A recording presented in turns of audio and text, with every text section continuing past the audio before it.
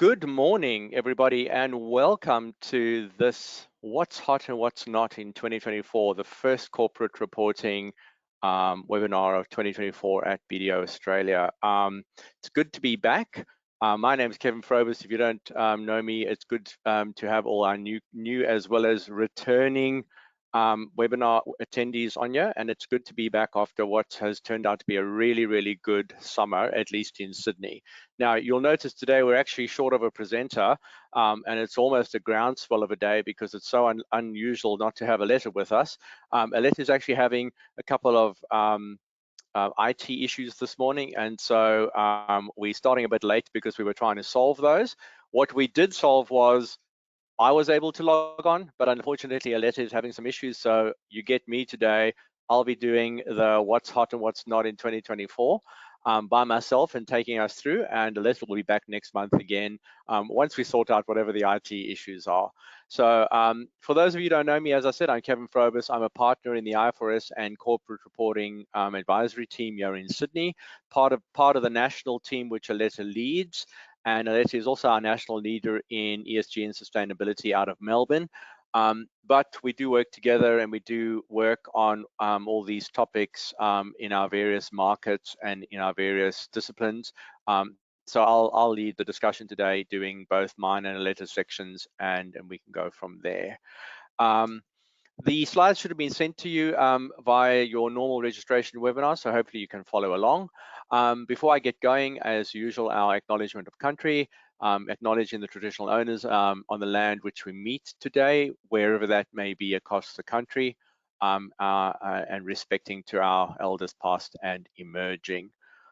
Right, so getting into today's agenda, and it's really strange to actually be doing this by myself because I wanting to have some dialogue with Aletta and to talk, but I'll actually just have a bit of a one-sided conversation with myself. Today's agenda, as I said, is what's hot and what's not in 2024. Traditionally, we have this session in January to set the tone of what this year looks like in corporate reporting. And you'll notice I use the word corporate reporting, and Aletta and I have been using the word corporate reporting for some time. We've moved away from financial reporting because it's obvious that corporate reporting is becoming more than just financial reporting, and that's the sustainability element to that. And a big part of today will be to discuss that. With that in mind, the thing that's not hot in 2024 is your traditional financial reporting standards. Now, these are our bread and butter. These are the areas that Aletta and I and the rest of the IFRS and corporate reporting team actually trained on 15, 20, 30 years ago, depending on who you are. And these are the things that we've been living and breathing for over 20 years now in Australia. But it's the sorts of things that you really need to have bedded down now, because the big what's hot topic in 2024 is we're moving towards sustainability reporting.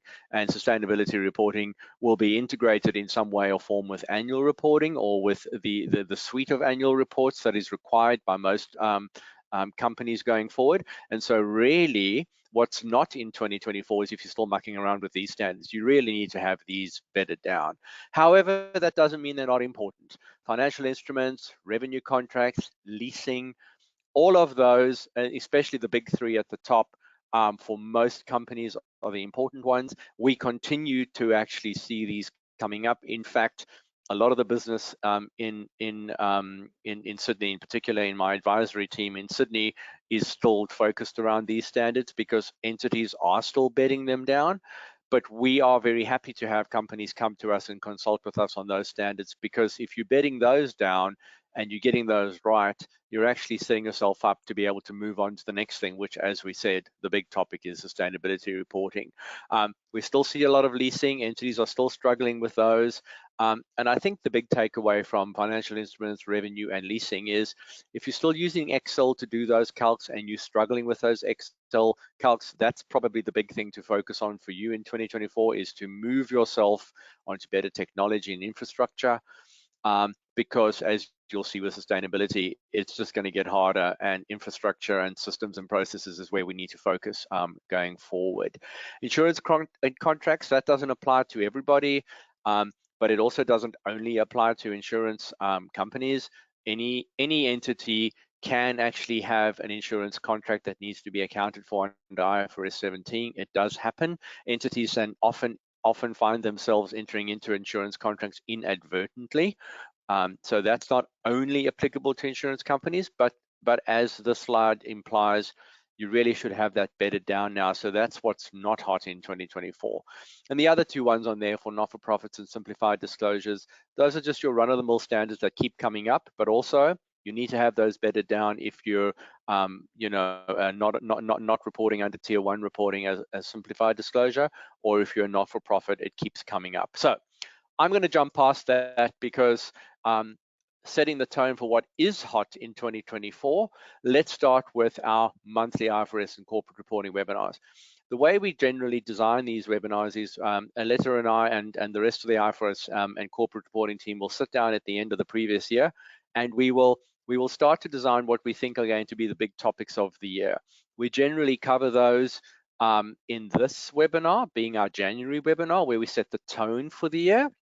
And as you can see on the corporate reporting side, there are a couple of hairies coming. Classification of liabilities as current and non-current. The old topic, but new standards. There have been changes to those standards. This is the global initiative. The global initiative in terms of getting this classification right, but it couldn't have been more timely in what's actually happening out there in the market. Lots of entities are renegotiating their financing agreement. Lots of entities are actually breaching covenants. In fact, that's a hot topic today. And so getting the classification of liability as current and non-current is a big corporate reporting topic. There is a whole bunch of new standards out there, and all those new standards are actually effective in 2024, which is why it will be our main focus in a webinar next month on the 21st of February. Now, these webinars that I have on the screen now are our traditional IFRS stream, or our traditional financial reporting stream. So you won't see a lot of sustainability in these, but you will see it pop up in our December and our May webinars. Those are getting ready for 30 June and December reporting. So you'll see those pop up, as well as November. Sorry, November also has those in. But you can see the previous slides, financial instruments, presentation, revenue, they're all popping up. So as much as we say they're not hot topics in this year, they're not hot because they're not new, but they are hot because people still keep struggling with them and the systems and processes aren't keeping up. But let's get on to what is actually hot in 2024, which is essentially our agenda for today. And Aletta and I spent some time putting this together, and we actually went around a little bit to actually narrow this down to the really key topics. And in order of 1, 2, and 3, carbon accounting and sustainability reporting is utmost important for 2024. Sorry, I just got some stuff popping up on my Teams. I do apologize for that. So carbon accounting and sustainability is of utmost importance for 2024, and it's probably where I'm going to focus most of my attention today. Why carbon accounting versus sustainability reporting? They're actually two separate topics in a way. Carbon accounting, when we talk about that, we talk about measuring. So this is scope 1, 2, and 3 type measurement, which is one of the disclosures that would be part of your sustainability report down the track. And then the other topics which I'll talk about towards the end are things like the emergence of the Chief Value Officer. This is something that's bouncing around for a couple of months at BDO, but also in the broadened profession. But you'll see that it actually is intricately linked to sustainability reporting as well as corporate reporting. Why? Because in order to position yourself to actually deliver sustainability reporting and a better corporate reporting outcome, the CFO role and that of the finance team is actually changing quite dramatically. It's moving towards this concept of a CVO, or Chief Value Officer. A couple of other topics which I'll talk about at the end, which I won't spend too much time on now. Corporate reorganizations and acquisitions. That is a hot topic. It really is interesting that although we don't see a lot of IPOs running in the market at the moment, there are actually a lot of, shall we call them, private mergers and acquisitions happening, especially in the private equity space. And that is having a real challenge for some organizations to get their accounting systems right. So it is a hot topic to focus on, and I'll take you through that. And then just as sort of an ending, the impact of global events. I don't actually have a slide on the impacts of global events. I've just put it there to actually say that it hasn't gone away. The impact of global events, supply chains in particular, are starting to rear its head. You know, we talk about inflation and we talk about increase in interest rates, but actually the thing that's starting to happen is supply chains are starting to become a problem for organizations again. Not so much in terms of the fact that goods and services aren't available, but actually is the costs to get things to Australia really is going through the roof. You know, we can see what's happening in the Red Sea and up in the Middle East, and really it's taking a lot longer, and it's costing a lot more to get stuff to Australia now, which is driving things up, and that's having an impact on profitability, margins, impairments, budgets, and forecasts. Don't forget that in 2024, big topic, but we have actually dealt with it in quite a few webinars in 2023, and so we won't look at that again today. Right, so let's get into it then. The big topic of 2024, the what's hot, carbon accounting and sustainability reporting. And this is Aletta putting a slide together. Happy New Year 2024. And the reason why she's got fireworks there is because it probably was the best day in her life. And I'm saying that because she was waiting for this day. It's been a big topic for her for some time now, and that's to actually get sustainability bedded down in terms of mandatory reporting. And so I'm actually sorry she's not here today to deliver the slide, because it's a watershed day in corporate reporting in Australia, and in sustainability and mandatory reporting. So what happened on the 12th of January 2024, when probably a lot of you were still on leave, the Australian government actually released draft legislation which actually will bed down the requirements to produce mandatory sustainability reports by corporate Australia. So that's companies regulated under Part 2M of the Corporations Act. And where government is going to be going, and this is really important, is that they have decided that they will be mandating climate-related financial disclosures, which would include things like carbon measurement and other aspects of climate-related financial disclosures, in a separate sustainability report, which will form part of the annual report going forward. So that is the trick here. Entities will also be required to obtain assurance report over their sustainability from their financial auditors. And these, I think this slide probably encapsulates the really important things that you need to take away from today. Separate sustainability report, which is mandatory under the Corporations Act, and also the Australian Securities and Investments Commissions Act. It will be part of the annual report. In other words, the requirements to lodge annual reports by companies will cover also this separate sustainability report, which includes lodgement deadlines, lodgement requirements, as well as director responsibilities and accountabilities. And that also means it will be subject to assurance by the auditors of the company. This has been released by way of draft legislation, so it's out there for you to have a look at. And there I'm kind of just put down the key documents. You can go have a look at this. It is available on Treasury website, and you can see there it comes with the legislation, the explanatory member, and the policy impact analysis. And if you're really looking for a good read, I encourage you in particular to read the policy impact analysis. It's a page turner. So draft legislation, how have they gone about this, and who will be required to actually comply with this?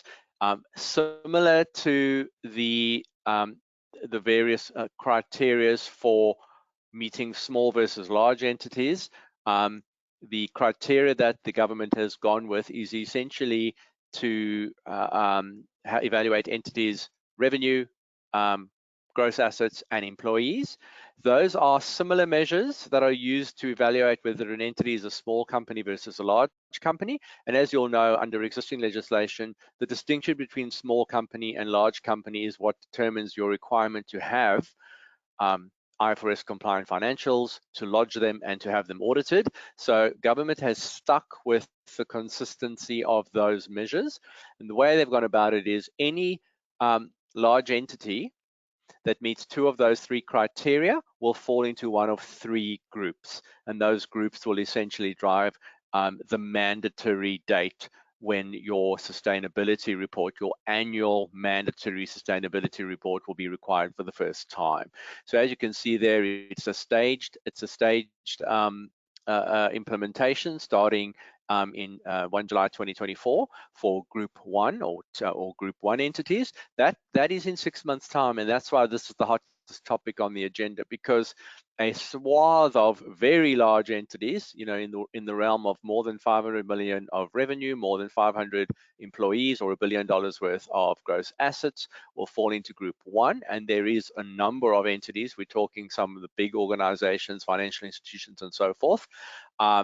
And they will be in Group 1, which means that their first financial period for where their mandatory annual sustainability report will be required according to mandatory corporate legislation is starting this year. There is also, that also applies to the National Greenhouse and Energy Reporters, NGA reporters. That is already a requirement that's out there under the NGA legislation. So this is bringing into it in the second last column there. We're talking about entities that are already compliant with NGAs are linked to these corporate requirements now. And as you can see, there are also requirements for asset holders, such as fund managers have assets under management. They'll be falling into Group 2 based on their asset level in the last column. So I won't spend much more time on this. I think the key takeaway here is Group 3, because that will have an impact for most organizations on the call. By the 2027-28 financial years, Group 3, the impact of this is that essentially all large companies by that date will be required to produce mandatory annual sustainability reports. That is the impact of this. So if you're really wondering how to interpret this slide, that's the key takeaway. If you're a large company today, it means that this table will apply to you at some point, and at the very latest, you'll be in Group 3, meaning in 2027-28 financial year, you will have to lodge a mandatory sustainability report. That is the impact of this timeline. So I think that's the key takeaway. Small and medium businesses below the relevant thresholds will be exempt, but that doesn't mean they will be untouched by sustainability reporting. And as Aletta and I have been speaking in previous webinars, is that entities that might be small and medium-sized businesses may not have a requirement to lodge a mandatory sustainability report, but they certainly exist in the supply chain of other entities, and those other entities are probably going to be requiring information from them so that they can prepare their mandatory sustainability reporting. And that means that no entity will essentially be immune from this. Every entity will be touched at some point by sustainability reporting. I will move along in the interest of time.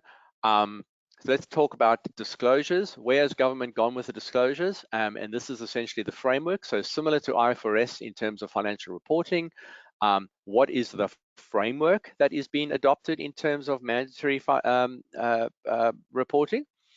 So government has endorsed the full adoption of the IFRS S2 climate-related disclosure standard in Australia, with some modifications necessary to fit into Australia. Those modifications are already known, or at least the proposed modifications are already known. So the Accounting Standards Board has released an exposure draft in Australia of the local standard, what it'll look like, including proposed modifications. So that process is happening in parallel to the draft legislation process. And some of the amendments in there is that we will include in Australia Australia's greenhouse gas emissions methodologies, and climate change commitments will have to be part of those disclosures. Now, if you'll remember as well, there's an IFRS S1 that's lurking out there in the global world, which is your general requirements for disclosures of sustainability-related financial information. That is a support of government. Government is supporting that. that those disclosures will also be included as part of this process, but only to support the climate-related disclosures in IFRS 2. So what does this actually mean? It means that in adopting mandatory sustainability disclosures, the framework will be based on the IFRS S2, which is really a TCFD starting point plus additional disclosures, which was from the global standard setter, and then some Australian specific standards. This shouldn't be difficult to comprehend in the world of finance, because this is how the international financial reporting standards work. You know, you've got a global IFRS standard that's based on something that is adopted globally and then amended in Australia to make it fit for purpose. So similar type of concept will apply there. Now the really fun stuff. What does this actually mean in terms of the reports that are going to have to be prepared and lodged?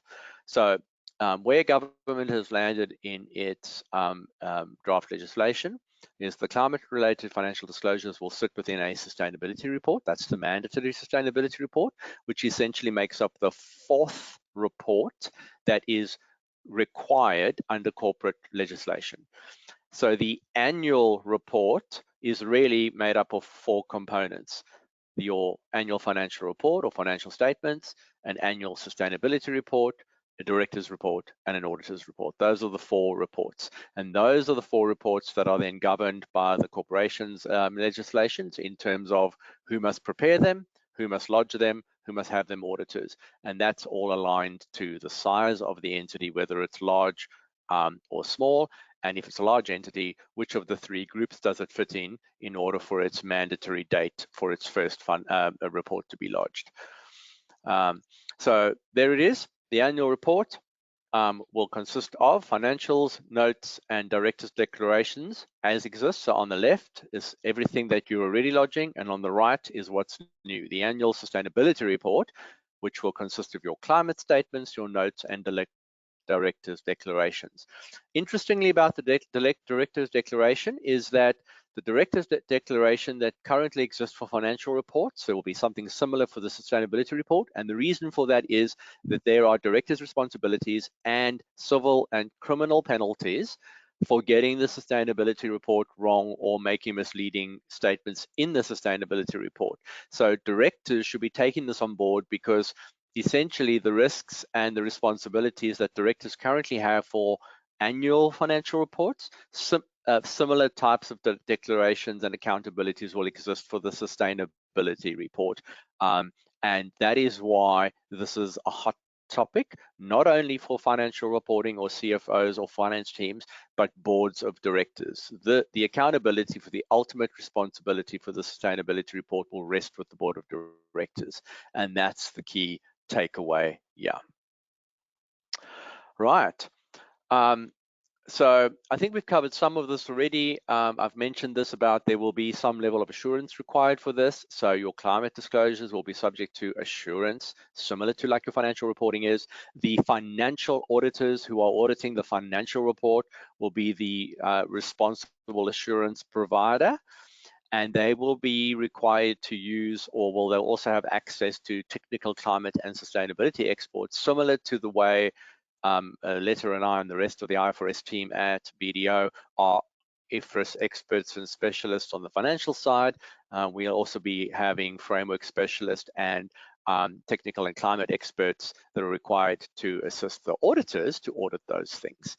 And so that shouldn't come as a surprise to everybody that these will have to be audited at some point. Now, there are some reliefs, and I won't get too much into the reliefs at this point. You can go and have a look at this, but not all the requirements in the draft legislation will apply in the mandatory year of first adoption. There are some exemptions or some reliefs that have been provided.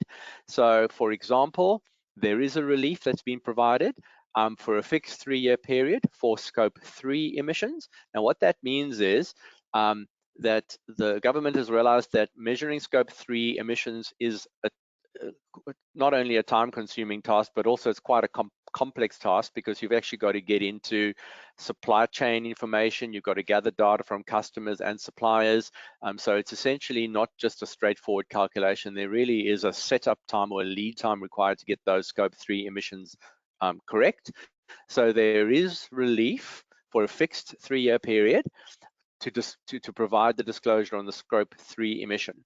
But that is not a 3-year period from your mandatory date, depending on what group you are. That is a fixed 3-year period from the start of the mandatory regime. So pretty much means that if you're in the last group for mandatory reporting in 27-28, you may not have access to any further relief on your scope 3 because the 3-year period starts pretty much when group 1 starts. The short answer is scope 3 emissions, or really scope 1, 2, and 3 emissions, is one of the starting points for any entity that is just about to begin its journey. And in fact, even if you haven't figured out where to start on this journey, if it's strategy or risk and opportunities, you haven't quite figured out the starting point on this journey, one of the easy starting points, or one of the easy starting points to essentially start from is get your scope 1, 2, and 3 measurement processes in hand now. Most organizations will start with scope 1 and 2 because those are a lot more easy to calculate in the first instance because you don't have to get as much information from external stakeholders or external suppliers and customers. But starting with scope 1 and 2 is an easy place to start, moving up to scope 3, let's say in the next period. And that is because those disclosures are mandatory. They will have to be made by everybody. And they're going to take the most amount of time in terms of systems, data, and processes. But it's also also an easy in to the process, because once you have that information, you can start to say, well, okay, I've got my scope 1, 2, and 3 numbers. Now I can decide what to do with that. How do we integrate that into the organization? How do we integrate that into our strategy and our risk setting? And so that is an easy place to start. But 3 has a relief because it's going to be the hardest for a fixed 3-year period from the start of the regime. There are also some reliefs in the draft legislation, and this is not really that I'm going to get in too much today about it, but government has realized that it will have to give some sort of relief to directors and preparers of this information as this mandatory regime takes hold, because we're still feeling our way around a little bit. And so for a period, or for reports issued between 1 July 25 and 30 June 28, in other words, starting in the first group and extending to reports issued up to 30 June 28, the regulator will be able to bring action for breaches of various provisions. So that's essentially a regulator going back to an organization and saying, well, actually, you haven't quite got something right, or you've breached the provision in the standard, especially in relation to scope 3 emissions and forward-looking statements. What is this? It's to avoid criminal and civil liabilities to directors while the regime takes hold.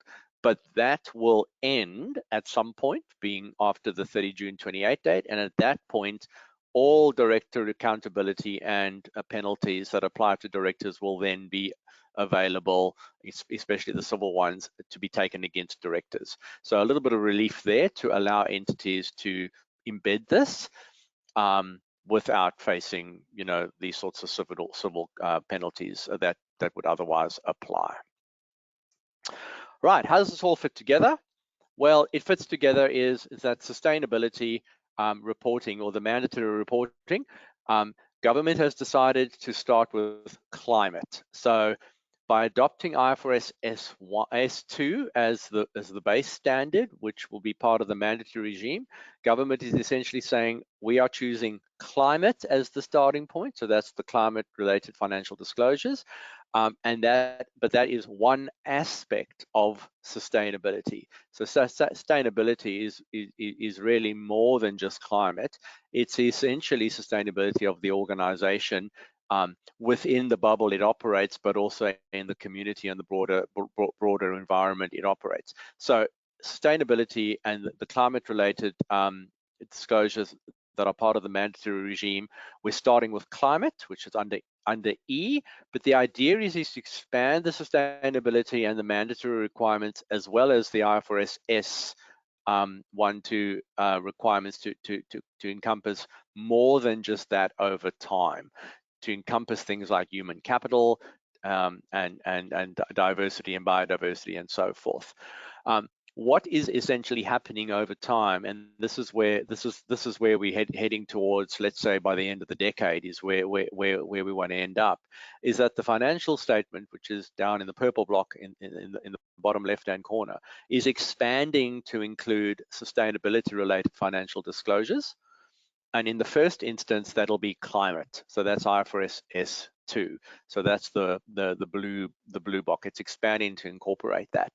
But sustainability is more than just climate. It's all the other things under environment, as well as social and governance. So the idea is to broaden general purpose financial statements to actually include all sustainability related financial disclosures in the end. And that will eventually meet up over time with, let's say, other reporting standards on sustainability that are much broader than financial, things like GRI, which actually requires non-financial disclosures of information that has no financial impact perhaps, but that is also linked to sustainability.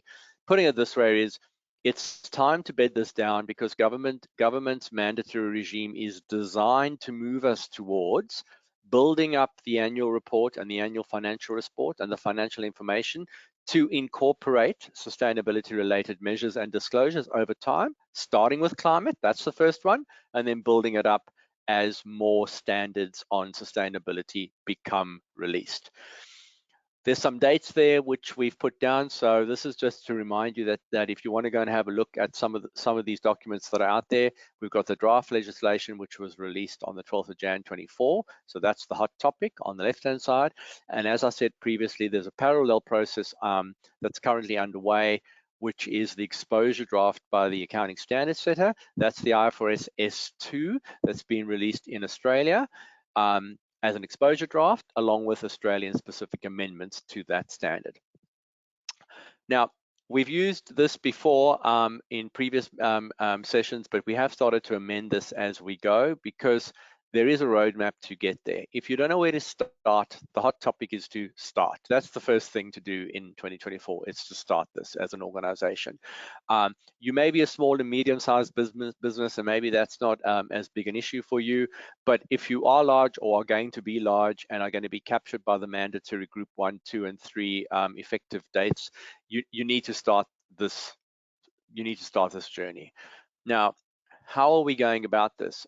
We are finding out there in practice that a lot of entities, you can start anywhere really. You can start with your risk and opportunities registers, you can do a materiality assessment, you can start strategically by forming working committees, but a lot of entities that haven't yet started or are only just considering starting are finding it easy to start at the top, project stream number 1, which is measure your carbon footprint.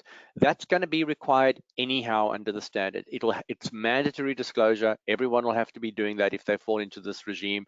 And it's a calculation that isn't necessarily easy, but it's easy to wrap your head around what's required by creating it as a first stream. So what's hot in 2024 is that if you want to start somewhere and you don't know where to start with measuring your carbon footprint. And it normally gets broken into scope 1 and 2 first, with scope 3 coming later. Why? Because scope 3 requires you to engage with a much bigger group of stakeholders, and also there are some exemptions about or reliefs about actually disclosing that. Remember, there's a relief to disclose that over a fixed 3-year period. So scope 3 can come a little bit later. And that also applies to the assurance and how that will be reported in your report. So scope 1 and 2 will be first. If you're a group 1 entity, scope 1 and 2 will be disclosed first, with a mandatory requirement to disclose group 3 later on. And so that's an important work stream to get off the ground. The other work streams relate to the other climate-related disclosures. And remember, with TCFD and IFRS S2, they're based on the concept in the TCFD disclosures of disclosures around metrics, strategy, risk, and governance. And those disclosures, there's a lot of qualitative disclosures in terms of those, plus additional IFRS S2 quantitative disclosures that are required. As a second work stream, if you don't know where to start in 2024, it's to do a gap analysis of the other climate-related disclosures. Now, some organizations start with the TCFD because that's more, as I said, qualitative. So can I describe what I've done? And the IFRS S2 disclosures, a lot of those are actual numbers, metrics, targets, and financial scenario analysis. There you can probably build that out into a separate work stream because it'll take a bit of time to build the infrastructure around that. And you can start with a gap analysis of those. So that's a second work stream to start off in your current year. Once again, I'd like to say, you don't have to use this, but Group 1 entities who are the ones that actually have to report this first under the mandatory regime, this is a good starting point in terms of the sort of work streams you should have in place. I would imagine if you're a Group 1 entity, you would have started this journey already. This is the shortest way for a Group 1 entity to get there, but I'd imagine if you're a Group 1 entity, you're probably down a little bit down the path on this already, and you'll actually have this built out into other work streams and other timelines. Once again, Aletta, myself, and the rest of the sustainability teams at BDO, happy to have a conversation with you on this. But the important thing in in 2024 is to start this journey. I did speak about this previously about smaller entities, and it really is, where does the smaller entities fit into the ecosystem? All entities need to access capital markets, and people and human capital, and everybody actually exists in an integrated global world, meaning your stakeholders may demand this information from you, even if you, as an organization, an SME entity, might not be subject to the mandatory lodgement requirements for a mandatory sustainability report. And we see that happening quite a bit. Entities that are already measuring S3 scope emissions are already asking information from their SME suppliers and customers so that they can do their calculations. And so you're going to form part of this journey at some point, even if you're an SME. So just take that on board. I will just point out that BDO actually does release, every so often out of the US, we have what's called a pulse survey. And this does link to what we're talking about mandatory reporting in Australia. The pulse survey is actually US based or global based. It's not Australian specific. And in the last quarter, this was released in 2023, or this is the spring one that's released, which essentially surveys boards to understand how boards are assessing risk and opportunity and their expanding roles. Why I'm just bringing this in now is just to point out that ESG did feature in this report, and I've given you a couple of snippets from this. So where are boards making more of an impact in their oversight and of management? And you can see here that boards are really looking at innovation and products and services and disruption. In fact, the number one thing in this report that popped up was entities are worried about growth. However, we find sustainability kind of at the bottom of this list. The integration of sustainability into corporate reporting is not really featuring on the global survey. It's there, but it doesn't seem to get the attention it deserves from boards. But in Australia, this is going to be mandatory. And so having a look at this, boards are struggling to see how important sustainability and ESG is and integrating that into corporate reporting. But what that means is they are delaying implementation of it, and then they're getting caught out when the mandatory reporting timelines kick in. And that is actually what we are seeing. BDO's take on this, highlighted in yellow out of the Pulse survey. And as I said, this is an international survey, but it does have relevance to Australia, is that boards don't recognize the climate risk as salient to their business yet. So I'm actually reading from the center of the slide, in order to procure and disclose data. However, they are blindsided by the regulatory compliance and how long the time and effort takes to get that information. And so the topic of 2024 is to start. And BDO's view, even out of the US, is to closely monitor things like scope 1, 2, and 3 emissions disclosure as a starting point. Because if you can't get that information, scope 1, 2, and 3, almost everything else starts to fall apart. Because how do you integrate and measure the impact of your climate impact by way of emissions, scope 1, 2, and 3? How do you integrate that into strategy, risk, and governance if you can't measure it and you can't gather the data? So that is a takeaway, is that I want to just bring to your attention, don't be blindsided by how long it takes to do this, because in Australia, we now have a mandatory regime which has a definite end date depending on what group you fall into. That's the mandatory first lodgement date. And entities are finding just how hard it is to actually get that done. I'll end by saying that BDO has, in addition to our IFRS, our traditional IFRS monthly webinar series, we have a sustainability webinar series. It's that important to have its own stream. There will be, similar to the webinar we're doing now, we'll be looking at, shall we call it, what's hot in sustainability come 31 January in the first webinar. That's the one in green. And then we'll be taking you on a journey, aligning it with the mandatory timeline in Australia. And as you can see, the topics that we've selected this year across the year are things like activating this, developing your roadmap, talking about voluntary and mandatory reporting, carbon targets, and other relevant metrics related to the mandatory regime that's about to hit corporate Australia. And so please, please, please put these into your diary and register to attend, so you can start to integrate that into into your day-to-day. How can we help on this topic?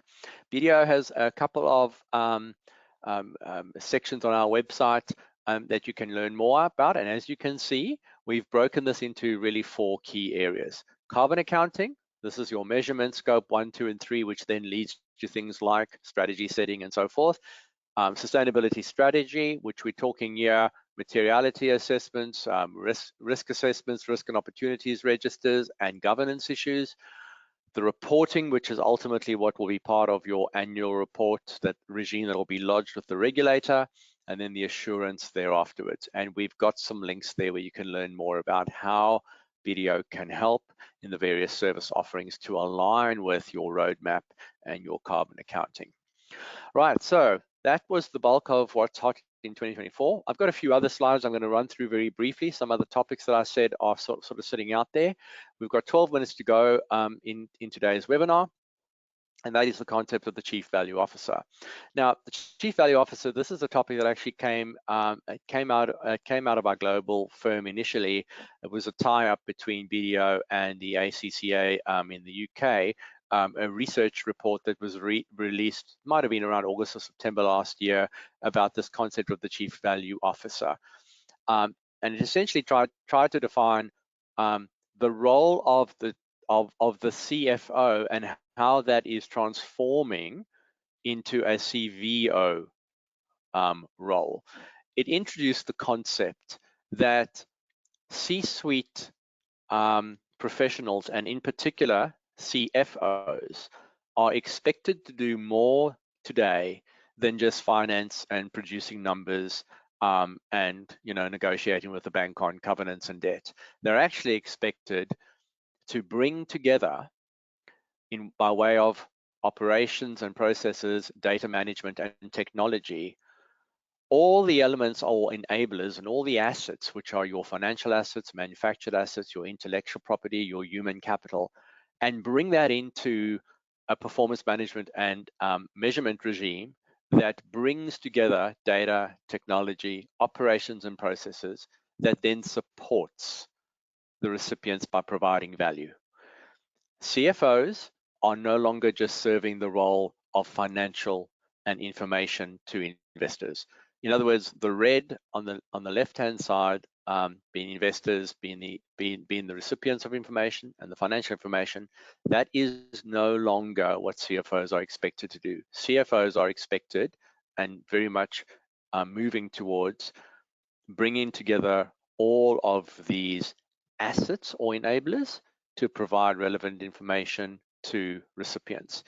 Now, the CVO officer didn't really get in, and this joint research wasn't really directed at sustainability, but you can see very quickly the link between this and the sustainability that we've been talking about in the first part of the session today. Because if the sustainability report is going to be part of the annual report and has to be lodged with the corporate regulator, essentially as part of 4 reports: auditor report, director's report, annual financial report, and annual sustainability report. The CFO, as the value officer, is becoming the purveyor of that report, and has to bring together all of the enablers into one smooth performance management and measurement process in order to deliver those reports to regulators, the community, and employees. The CFO has been evolving over time, becoming a change agent over time. Wasn't only about financial and reporter of performance, but has also over time became a strategic advisor to the CEO and to the board, and became the guardian of risks and the steward of assets. But that has evolved into the CEO becoming the CVO and bringing together the following skills: financial acumen, business acumen, value acumen, and data acumen. Now, a lot of CFOs out there may have the financial acumen, and they may even have good business and data acumen, but the value acumen is the role that will be critical to delivering in 2024 a good sustainability report and good carbon accounting measurement. Because value acumen is bringing all of the stakeholders together, all of the frameworks together, all of the data and processing together, and delivering that to stakeholders. If you're a director and you're part of a board, your question is going to be whether your CFO as a value officer is up to delivering that. And if you're a CFO positioning yourself to actually deliver sustainability reporting and carbon accounting, your question is, what skills do you need to upskill in, especially in the value acumen world, in order to deliver this? I will just put this out there as something you can take on board, but the CFO and CVO report evolved in Australia through the leadership of Nick Fox, partner in our business services. We took this through to a webinar where we actually brought in and paired up with Max van Bien from Edge Impact, and actually then took that concept and applied it to ESG and sustainability in Australia. And we did do a webinar at the end of last year, and we have also put onto the website an article that summarizes our discussion, which came out early in January. So you can take that on board on how CFOs are driving value through the CVO concept tied to ESG and sustainability. And really summarizing that, you can take away today as something as a hot topic: delivering costs through reporting by identifying targets, understanding what the non-financial risk and opportunities are, understanding what investors are looking for and regulators in these reports, bringing a collaboration across the business. Those are the value drivers on the left-hand side. And how are CFOs positioning themselves and their finance teams to deliver that? They're positioning themselves by becoming the guardians of the reporting frameworks, the IFRS S2s. They're becoming the subject matter experts.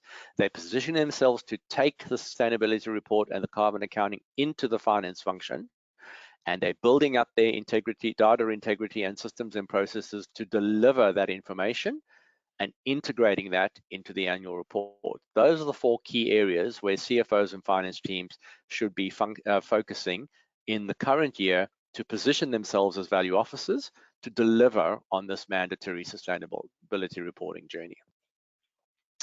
Now, I did actually have this as a slight example of this, and this is linking something I saw last year with this concept of chief value officer and linking it to sustainability reporting.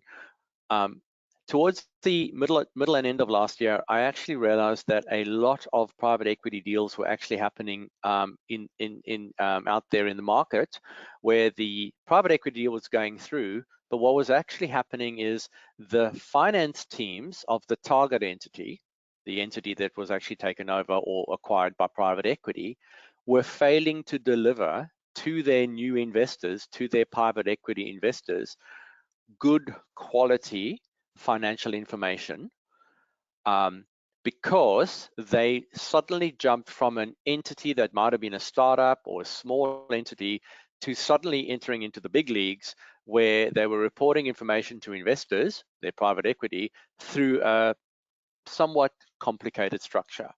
And the structure looked something like this: bidco, midco, topco, up to fund. This structure is not that uncommon. It's quite traditional, and there's many variations of this. But entities were finding that they were being acquired by a private equity deal, and suddenly they were having to report information up, not just to Australia regulator as a statutory set of financials, but they will actually have to reporting information to banks through a complicated corporate structure like this: bidco, midco, topco, and so forth. These structures are used often to introduce debt into the structure. As you can see, there's senior debt and mezzanine debt and so forth. And what generally happens when that takes place is that the finance team of the acquired entity, of the operating entity or the target, suddenly finds that they have to produce financial information that they never had to do before for a wide variety of investors and financial stakeholders. You'll recognize this diagram because I've taken it out of the Chief Value Officer presentation, and I've just pulled out of it the financial blocks, the red ones on the left-hand side. Why I'm bringing it up and linking it to the CVO is because entities that are struggling with a private equity structure where they suddenly have multiple investors and multiple stakeholders, being banks and private equity investors, they have to produce a whole series of financial information. They were finding those finance teams and those CFOs were struggling to deliver that information. What information is required to be delivered? Traditionally, an operating company that would be acquired by private equity has to do their normal chart of accounts, debits and credits, expenses and income. But what ends up happening in a private equity structure like this one is often you suddenly have to produce monthly or quarterly management accounts that are IFRS compliant, that are required at the bidco or midco level for the bank, normally the holder of the senior debt or even the external debt. All right, so those things are actually required. And suddenly also you have to do IFRS 3 business combination accounting at the topco level, where you've got to get valuations and purchase price allocations, which has to be delivered within a very short turnaround time at year end. You don't get 3 or 4 or 5 months to do financial reporting at the year end like you used to when you produce your statutory accounts. What you actually have to do is you've got to produce this information at the fund, sometimes within 10 days of your year end. And often that information is fair value information and impairment. My challenge to you as an organization is, if you are facing the prospect of either a private equity deal in the current year, or if you're not actually going to go through a private equity deal, but you're facing the prospect of sustainability reporting in the short term, so you're a group 1 or 2 or even a group 3 that'll have to lodge financial information. If you want to know how ready you are to actually face up to the challenge of what sustainability reporting and carbon accounting looks like, it's to see whether you could actually produce the information on the screen right now, almost as a test of whether you were acquired by a private equity fund that required monthly management accounts, required by under IFRS, to be handed over to the bank, whether you could produce a PPA within 10 days of year end, whether you have access to valuation specialists and IFRS specialists in order to help you produce that information. Because if you can't achieve the red blocks in the CVO, the Chief Value Officer role, being financial just for those investor stakeholders, you're going to struggle to produce the information required more broadly for sustainability. And that would be my key takeaway in 2024. The hot topic for all CFOs and finance professionals is understand what's required in the new world of mandatory reporting. Test yourself whether you can do it in a high pressure environment where investors are requiring monthly management accounts that are IFRS required, or whether you can actually get your impairment model done within 10 days of your year end. Because if you can't do those successfully, you're going to struggle to integrate sustainability reporting into the finance function down the track. And that would be my what's hot for 2024. We've come to 12 o'clock. I might go a little bit over because we started 5 minutes late, but just pointing out the other key hot topics that you're going to focus in 2024. One of the things we have seen popping up towards the end of the last year, it's not only that entities are refinancing, it's actually that entities are breaching their covenants, and they are finding that they are breaching their covenants almost unwittingly because their systems and processes don't let them know they've reached their covenants. They might have failed a liquidity ratio or something like that. And they are finding that they're having to negotiate with banks and to arrange new financing on the run. What Jeff Marston, a partner in our business restructuring team, has done is put out some thought leadership on this, which I'm drawing attention to. Why? Because we've seen this as well in accounting, is often the thing that drives the covenants are the financial reports, and then you find out you've breached the covenants suddenly, because when you produce the financial information, you're on the run because suddenly you've breached it and now you have to renegotiate. So Jeff has actually put together a nice little thought leadership piece on a path forward when that happens. So something to take on board if you're facing the prospect of a covenant breach or you've breached your covenants in the last 6 or so months. The article actually has 2 sections to it. It's how to actually address the landscape, and then also how to actually follow the key considerations when actually amending the facility agreement, so if you're negotiating with your bank. But why I'm actually putting this on the table is because it links very nicely to one of the hot topics in 2024, which is classifying current liabilities between non-current and current. The standard setters for financial reporting, this is IFRS, have amended the definition or have amended the guidance on what a current liability is versus a non-current liability. It links very nicely to what we've been seeing out in the market with breaches in covenants and entities trying to renegotiate covenants. We often find companies are negotiating covenants, new agreements with banks over covenant agreements across their year end, and so they suddenly find that they actually don't qualify to have loans in as non-current, and this links very nicely to the changes in this section. As a plug for next month, we will be addressing the current non-current liability and these amendments. And one of the things that we'll be addressing specifically next month in the webinar is how compliance with covenants interacts with the assessment of whether you have a current and non-current liability at the reporting date. And it links specifically to entities that have breached, or entities that have to do an assessment, or entities that are currently negotiating a facility agreement with their financiers and covenants come into play. So thank you for your attention today. I will end the session with, do you need assistance? You know where to find us. So once again, our IFRS and Corporate Reporting leaders are Aletta, myself, Clark in Brisbane, and Lynn in Adelaide. And Aletta, I'll just say shout out. I really missed you today. It would have been nice to have you. I would have liked your insight. I often miss that, but we'll see you next month again. And the broad IFRS and Corporate Reporting team that services us. This is on the IFRS and Corporate Reporting side. We obviously do have specialists around the country dealing with matters such as strategy and carbon strategy. But you can come to Aletta and I if you want to start this journey, and in particular on carbon accounting. Please reach out to Aletta or myself on the carbon accounting and the carbon measurement, scope 1, 2, and 3. We can assist you with that.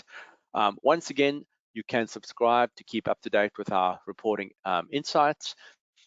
We have reporting insights for both corporate reporting as well as sustainability. So there's 2 places you can subscribe, and you can also visit our learning hub, where we have all our online resources, our webinars and seminars. Some of it is paid content, but a lot of it, including today's webinars, as well as our sustainability webinar series for 2024, those are freely accessible to anybody who wishes to download them and to learn. Thank you very much, and I'll see you all again next month. Goodbye.